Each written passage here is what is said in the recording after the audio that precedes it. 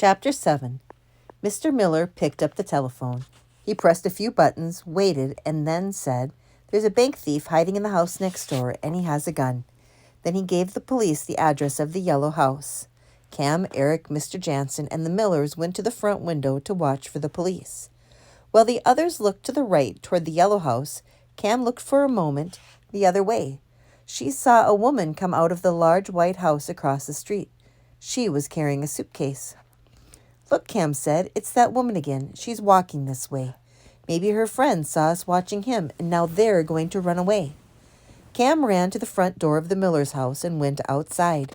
"Wait, the police will get her," Mr. Miller called.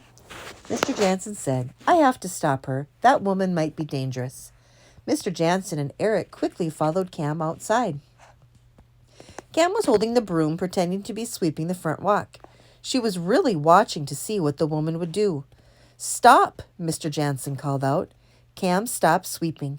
She turned to look at her father. The woman stopped too.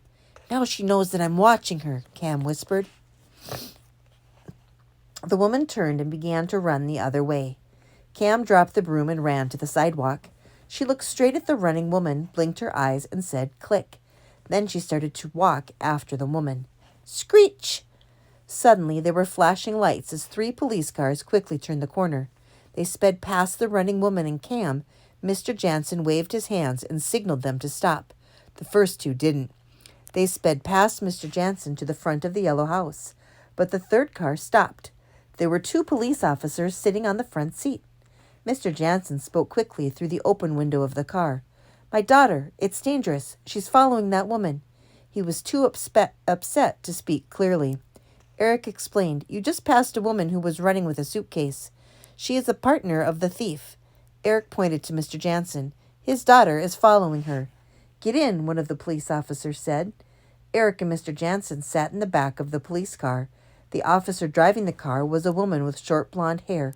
The name on her tag was Robinson. The other officer was a man. The name on his tag was Gomez. He turned to the back and told Eric and Mr. Jansen, "Put your seatbelts on." "My daughter has red hair," Mr. Jansen said. "And the woman she's following has long brown hair," Eric told the police. "She's wearing dark glasses and a long blue raincoat." Officer Robinson quickly turned the car around and sped toward Cam and the woman.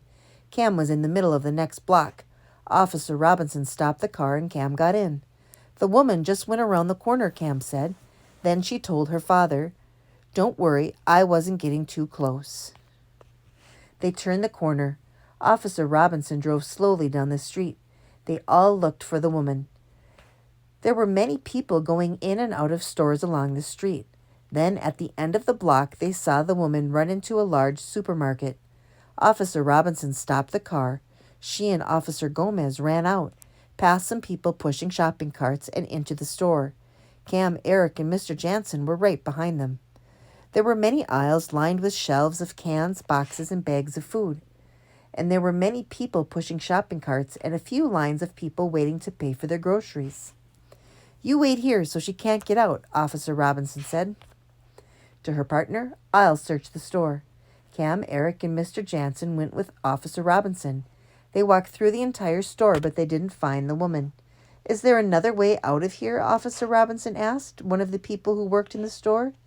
"There's an emergency exit by the frozen food cases," the worker answered. "But if you open the door, a loud bell sounds."